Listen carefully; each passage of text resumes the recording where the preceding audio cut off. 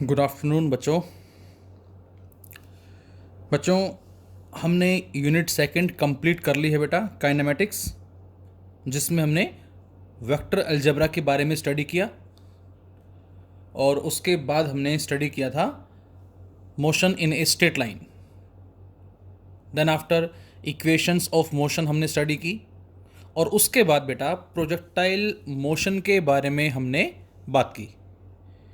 Types of projectile motion क्या होते हैं, और इसी में ही हमने एक छोटा सा टॉपिक डिस्कस किया था सर्कुलर मोशन का। इसको वैसे हम आगे भी डिस्कस करेंगे। और उस सर्कुलर मोशन में हमने सेंट्रीपिटल एक्सेलरेशन के बारे में जाना और उसके साथ साथ हमने नॉन यूनिफॉर्म सर्कुलर मोशन के बारे में भी बात की थी। अब बच्चों हमारे पास यूनिट नंबर है थर्ड, लॉज ऑफ मोशन। तो इस यूनिट से आपने 9th क्लास में काफ़ी कुछ सीखा होगा और उसका थोड़ा सा एडवांस पोर्शन हम कह सकते हैं अब हमें यहाँ पढ़ने को मिलेगा।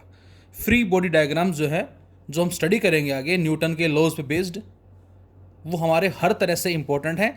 चाहे हम एग्ज़ाम की बात करें या हम कंपटीशन की बात करें, हम बोर्ड पॉइंट ऑफ व्यू से बात करें या कंपटीशन पॉइंट ऑफ व्यू से बात करें। और मेरे हिसाब से बड़ी ही इंटरेस्टिंग यूनिट हमारी है ये। तो इस यूनिट में बहुत सारे टॉपिक्स जो आपने स्टडी किए हैं उन्हीं को ही हम फिर से स्टडी करेंगे और कुछ मिलकर नया सीखेंगे बच्चों। So let us start unit third, laws of motion. Motion के जो लॉज हैं हमारे पास वो कौन कौन से हैं? न्यूटन, जिसको मैं ही नहीं पूरी दुनिया शायद सलाम करती है और मानती है कि वाकई में साइंस में यदि कुछ काम हुआ है तो न्यूटन का उसमें बहुत बड़ा योगदान रहा है, हम ये समझते हैं। लेकिन हम जो यहाँ डिस्कस करेंगे बेटा, उसमें गैलीलियो ने भी कुछ कम योगदान नहीं दिया, ऐसा नहीं कह सकते हम। गैलीलियो को भी शायद हम ये कहें सैल्यूट कर सकते हैं, क्योंकि इसका भी बहुत बड़ा एक रोल था इस कॉन्सेप्ट के बारे में बताने के लिए, जिसको हम यहाँ आज पढ़ने जा रहे हैं, इनर्शिया की कॉन्सेप्ट को। इससे पहले अरिस्टोटेल थे। एरिस्टोटेल ने भी अपनी कुछ थ्योरीज जो है उसको बताया, लेकिन गैलीलियो ने उसको एक्सपेरिमेंटली हम कहें, क्योंकि जब तक कोई बात एक्सपेरिमेंटली प्रूव नहीं होती तब तक शायद हम उसको सच नहीं मानते। किसी ने एक कॉन्सेप्ट दे दिया और हम उसी कॉन्सेप्ट को मानकर पूरी जिंदगी गुजार देते हैं। तो ऐसा ही कुछ था, एरिस्टोटेल ने कॉन्सेप्ट दे दिया और वो शायद लोगों को सच लगने लगा, लेकिन उसके बाद में गैलीलियो ने एक्सपेरिमेंटली बताया कि एरिस्टोटेल टोटली रॉन्ग था। तो इसीलिए हम कह सकते हैं क्या कि फिजिक्स जो हमारी, जो लॉजिक पे बेस्ड है, एक्सपेरिमेंट्स पे बेस्ड है, और इस तरह के इंसान को मैं नहीं, हर कोई इंसान जो है सैल्यूट करना चाहेगा।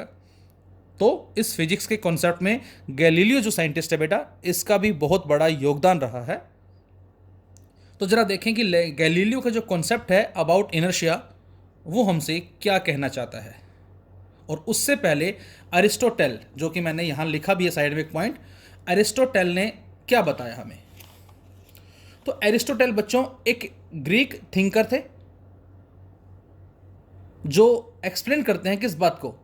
वो बताते हैं कि an external force is required to keep a body in uniform motion.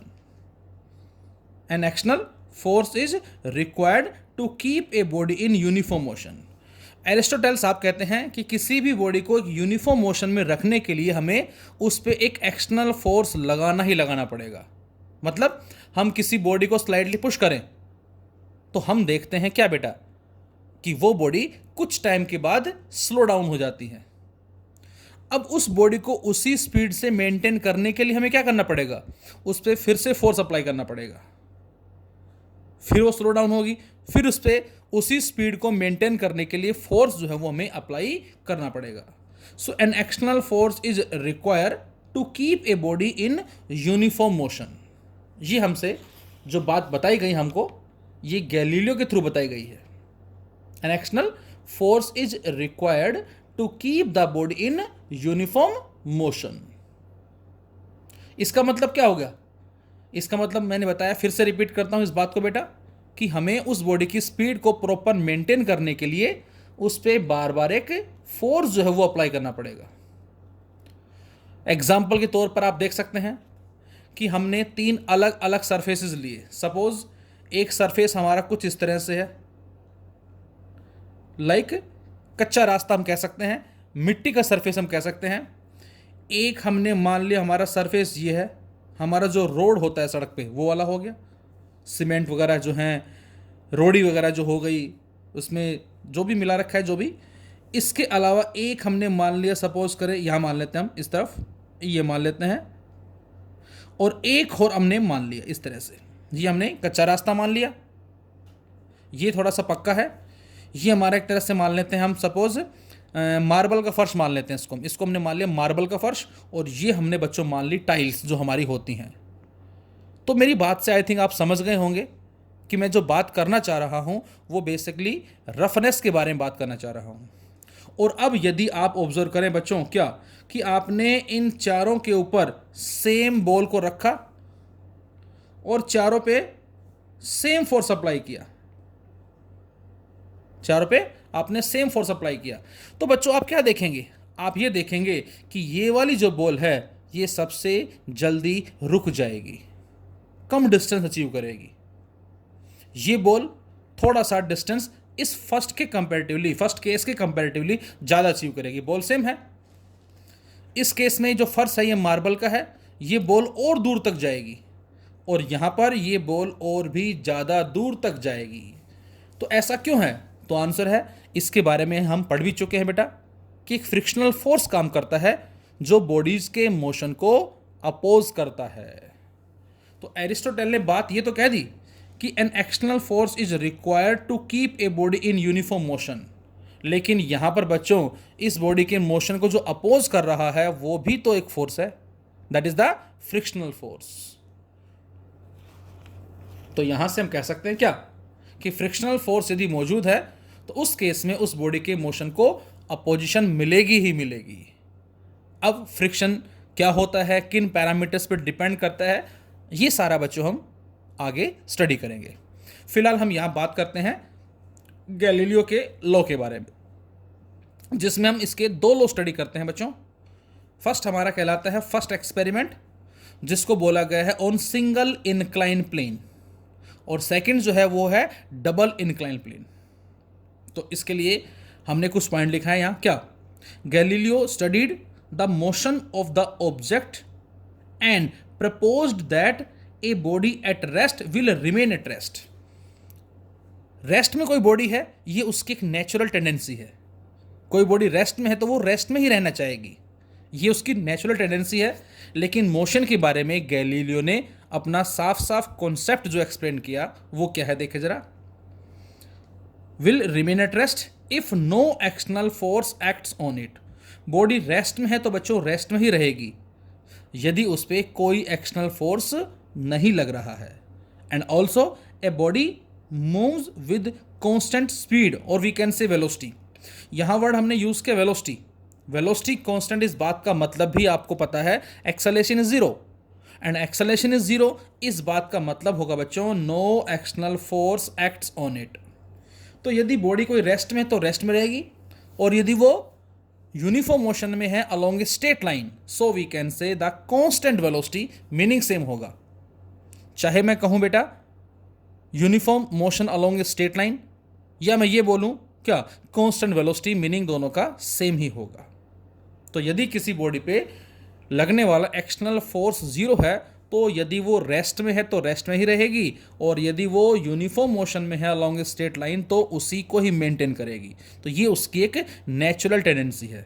तो मोशन के एक्सप्लेनेशन के लिए हम कहते हैं क्या कि दिस कॉन्सेप्ट इज इंपॉर्टेंट। तो देखें जरा इस कॉन्सेप्ट में हमारे पास क्या है बेटा, that is single incline plane.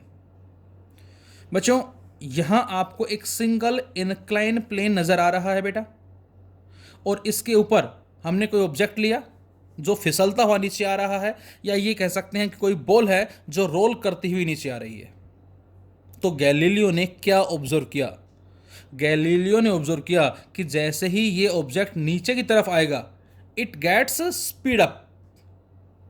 It gets speed up. Speed up का मतलब बच्चों ये एक्सेलरेट्स करेगा, इसकी रफ्तार इंक्रीज हो जाएगी। मतलब हमने यहां से छोड़ा, जीरो इनिशियली, फिर जैसे जैसे नीचे आया 1 मीटर पर सेकेंड, 2 मीटर पर सेकेंड, 3 मीटर पर सेकेंड, 4 मीटर पर सेकेंड, 5 मीटर पर सेकेंड, और जैसे ही बॉटम में पहुंचा बेटा, तो इसने सपोज करो 5 मीटर पर सेकेंड की रफ्तार को अचीव कर लिया, स्पीड अप हो गया। लेकिन जैसे ही ये सपोज किसी दूसरे इनक्लाइन प्लेन पे ऊपर जाता है, तो उस केस में गैलीलियो ने क्या ऑब्जर्व किया, ये क्या हो जाएगा, स्पीड डाउन। स्पीड डाउन का मतलब बेटा रिटार्डेशन होगा, दैट इज रिटार्डेशन होगा। और हमने ऑलमोस्ट सेम इनक्लाइन प्लेन लिए हैं और h1 हाइट से ड्रॉप किया, तो जरा आप ये बताएं कि सेकंड इनक्लाइन प्लेन पे जब वो जाएगा तो क्या जो हाइट अचीव होगी वो सेम होगी? तो आंसर है यस और आंसर है नो। नो आंसर कब होगा? तो आंसर बेटा कभी भी जो हाइट अचीव होगी वो h1 के बराबर नहीं होगी, मीन्स जिस हाइट से ड्रॉप किया है उतनी ही हाइट पे नहीं जाएगा। रीजन क्या है इसका? Due to friction force, force of friction. और फोर्स ऑफ फ्रिक्शन क्यों लगता है? तो ये हम स्टडी करेंगे due to the roughness of the surface. यदि हम इस सरफेस की रफनेस को रिड्यूस कर जाएं, कम कर दें, तो स्पीड ज़्यादा डिक्रीज नहीं होगी। जैसे एकदम से यहां हुआ, क्या होगा? कम रेट से होगी, डिक्रीज तो होगी, अपोज तो होगी, लेकिन वो अपोज कौन कर रहा है? Force due to gravity. जो फोर्स लगेगा ग्रेविटी की वजह से, उसकी वजह से ऐसा हो रहा है। यहां पर फ्रिक्शन जो है उसके इफेक्ट को मिनिमाइज करने के लिए हम क्या करते हैं बेटा, सरफेस जो है स्मूथ लेते हैं। एक्स्ट्रा स्मूथ कहें या वेरी वेरी स्मूथ कहें, चिकना सरफेस कहें, पॉलिश्ड सरफेस कहें, इस तरह से हम कह सकते हैं। तो उसी सिचुएशन में दोनों हाइटें आपस में बराबर होंगी। इसको हम बोलते हैं बच्चों आइडियल सिचुएशन।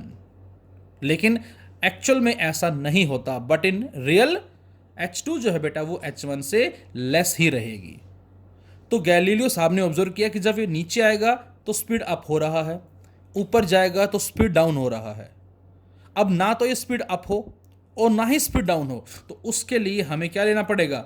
एक फ्रिक्शन लेस हॉरिजॉन्टल सरफेस लेना पड़ेगा, having no slope we can से।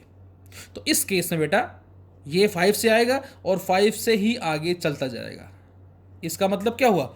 चलता गया 5 हुआ और अब बिल्कुल सीधा। बिल्कुल सीधा का मतलब 5 5 5 5, हर जगह जो स्पीड है वो कांस्टेंट है। So we can say velocity is constant, means ना तो ये बेटा एक्सेलरेट हो रहा है और ना ही ये रिटार्ड हो रहा है, कांस्टेंट वेलोसिटी से ट्रेवल कर रहा है।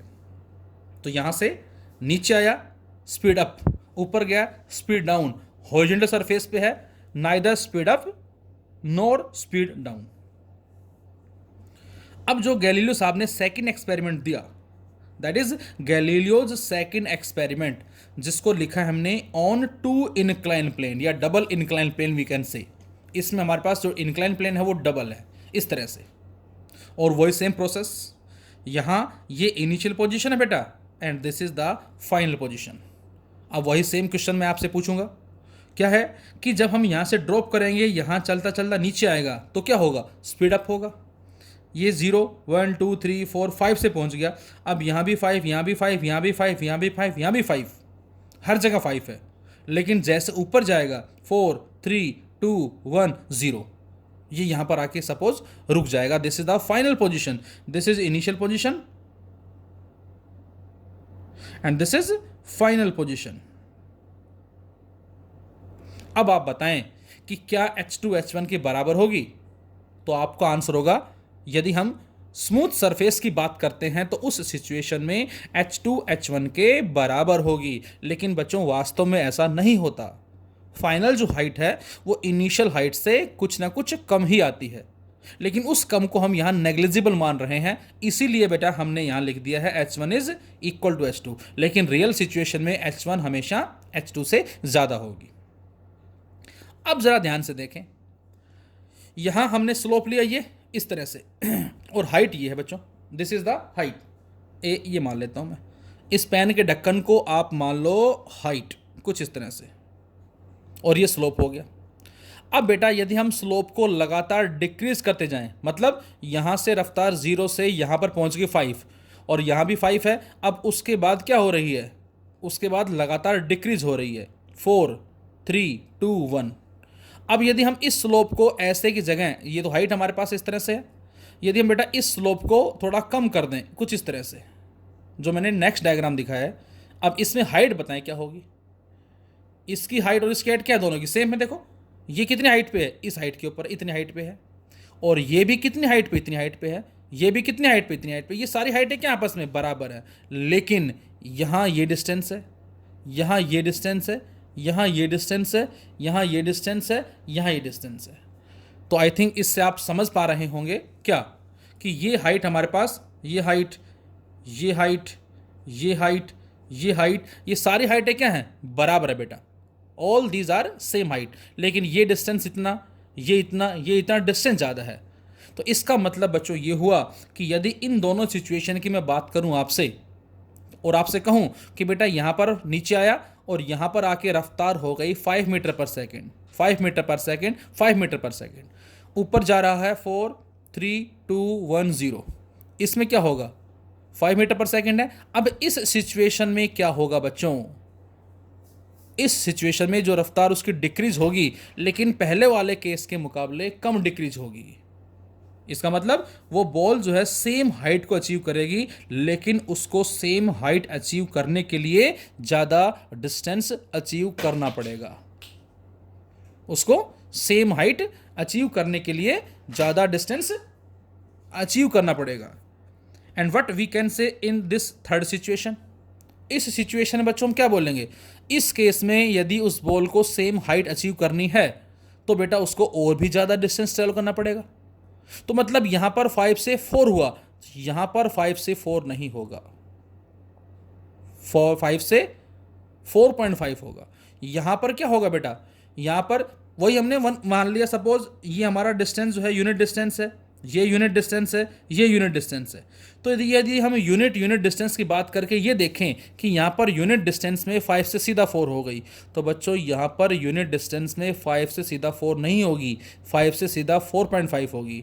और यहाँ पर क्या होगा, 5 से सीधा 4.8 होगी। यहाँ पर क्या होगा, 5 से सीधा 4.9, मतलब डिक्रीज तो हो रही है लेकिन इसके कंपैरेटिवली कम हो रही है। और यदि इसको हम स्लोप को धीरे धीरे घटाते चले जाएं, कुछ ऐसे कर दें, तो इसका मतलब यदि सीधा हो जाए, ये स्लोप 0 हो जाए, तो उस केस में उस हाइट को अचीव करने में वो बॉल इनफाइनाइट डिस्टेंस को अचीव करेगी।